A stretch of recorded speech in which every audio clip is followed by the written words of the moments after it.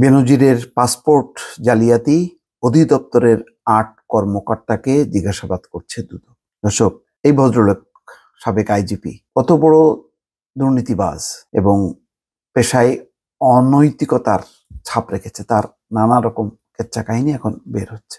তো খবরটা একটু বলি, তারপরে আমি একটু বিশ্লেষণ করার চেষ্টা করব। পুলিশের আলোচিত সাবেক মহাপরিদর্শক বেনজির আহমেদের পাসপোর্ট জালিয়াতির অভিযোগে পাসপোর্ট অধিদপ্তরের ৮ কর্মকর্তাকে জিজ্ঞাসাবাদ করছে দুর্নীতি দমন কমিশন দুদক। মঙ্গলবার সকালে দুদকের প্রধান কার্যালয়ে তাদের জিজ্ঞাসাবাদ শুরু হয়। দুদকের উপপরিচালক মোহাম্মদ আনোয়ার হোসেনের নেতৃত্বে একটি দল তাদের জিজ্ঞাসাবাদ করছে বলে সংশ্লিষ্ট সূত্রে জানা গেছে। বেনজিরের বিরুদ্ধে অভিযোগ, বেসরকারি চাকরিজীবী পরিচয়ে সাধারণ পাসপোর্ট তৈরি করেছেন তিনি। পাসপোর্ট তৈরির ক্ষেত্রেও আশ্রয় নিয়েছেন নজিরবিহীন জালিয়াতি, কিন্তু নবায়নের সময় ধরা পড়লে আটকে দেয় পাসপোর্ট অধিদপ্তর। চিঠি দেওয়া হয় র্যাব সদর দপ্তরে, কিন্তু অবৈধ প্রভাব খাটিয়ে ব্যবস্থা করেন সব। পাসপোর্ট অফিসে না গিয়ে নেন বিশেষ সুবিধা। তার মানে কি, যখন নাকি পাসপোর্ট নবায়নের সময় বিষয়টা ধরা পড়ে তখন আটকে দেয়। তখন বিষয়টি জানানো হয় যে এটা সম্ভব না। তখন এমন একটি পরিস্থিতি তৈরি হয় যে পাসপোর্ট অধিদপ্তরের কর্মকর্তারা ওই বেনজির আহমেদের বাসায় গিয়ে তার বায়োমেট্রিক্স, তারপরে আঙুলের ছাপ, সমস্ত কিছু নিতে বাধ্য হয়। তার মানে কি পরিমাণ প্রভাব খাটিয়েছেন, এটা খুব লুকোছাপা কোনো ব্যাপার ছিল না। কারণ বেনজির আহমেদ তখন যা যা করেছে সবকিছুই কিন্তু খুব গোপনে করেছেন তা না, তার আশেপাশে সবাই জানে। এই কারণেই আসলে বেনজিরের পালিয়ে যাওয়া ছাড়া কোনো উপায় নেই। কারণ বেনজির কিভাবে করলেন, কার সহযোগিতায় করলেন, এগুলি যদি মুখ খোলেন অনেকে ফেসে যাবে। সুতরাং তার পালিয়ে যাওয়াটাই সবচেয়ে নিরাপদ একটি অবস্থান। সরকারের অনেকেই এতে বিব্রত হবেন না এবং বেনজির আহমেদ শত অপরাধ করেও তিনি এখন বিদেশের মাটিতে যে থাকবেন। যাক, এখানে বলা হচ্ছে যে সাবেক এই আইজিপির পাসপোর্ট আড়াল করেছেন পুলিশ পরিচয়। তার মানে পুলিশের পরিচয় দেননি, সাধারণ সে চাকরিজীবী হিসেবে পাসপোর্ট নিয়েছেন।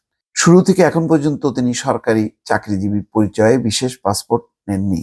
তার মানে বুঝতে পারছেন দর্শক, তার মানে হচ্ছে যে বিশেষ পরিচয় যদি নেয়, পুলিশ পরিচয় যদি নেয়, তাহলে তো যে কোনো জায়গায় যখনই নাকি পাসপোর্ট তিনি দেবেন তখন তো বিশেষ নজরে থাকবেন, আটকে যাবেন। আর সাধারণ পাসপোর্ট নিলে তিনি অসংখ্য মানুষের মধ্যে মিশে যেতে পারেন, তার পরিচয়টা আড়াল তিনি করতে পারেন। তার মানে হচ্ছে তিনি সব রকম ব্যবস্থাটা, অর্থাৎ যদি কখনো বিপদে পড়েন, তাকে দেশ ছাড়তে হয়, পালাতে হয়, তার জন্য কি কি করতে হবে সব কিছু তিনি ব্যবস্থা করেছেন। এখন তিনি দেশের বাইরে, তার নানা বিষয় নিয়ে তদন্ত চলছে। এমনকি দেখেন কত বড় প্রতারণামূলক কর্মকাণ্ড করেছেন, যে তাকে হাজির হওয়ার জন্য, তাকে এবং তার সন্তানদের হাজির হওয়ার জন্য দুদক চিঠি দিয়েছিল। তখন আইনজীবীর মাধ্যমে চিঠি যায় যে সময় বাড়ানোর জন্য। সময় বাড়ানো হলো 15 দিন। তাহলে তারপরও এই বর্ধিত সময়ও আসেননি। তাহলে এই যে আইনজীবীরা তার পক্ষে এই করাপ্ট লোকটার পেছনে যে তারা সহায়তা করছে আইনি সহায়তার নামে, তাদেরও কি কোনো জবাবদিহিতা নেই?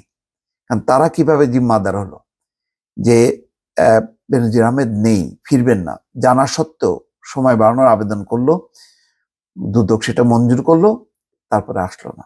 এখন কি হলো? দুদক তার মতন করে তদন্ত করবে, মামলা করবে, রায় দিবে, সম্পত্তি বাজেয়াপ্ত হবে। কিন্তু বেনজির আহমেদ যেই কাড়ি কাড়ি টাকা নিয়ে চলে গেল এবং বিদেশে তার অনেক অর্থ পাচার হয়েছে বলেও নানান সূত্র থেকে বলা হচ্ছে, সেই মানুষটাকে কি ফেরত আনার ব্যাপারে কোনো সরকার উদ্যোগ নেবে, তড়িৎ কোনো পদক্ষেপ নেবে? এই ব্যাপারে কিন্তু কোনো কথা আমরা আশা করি শুনবো না।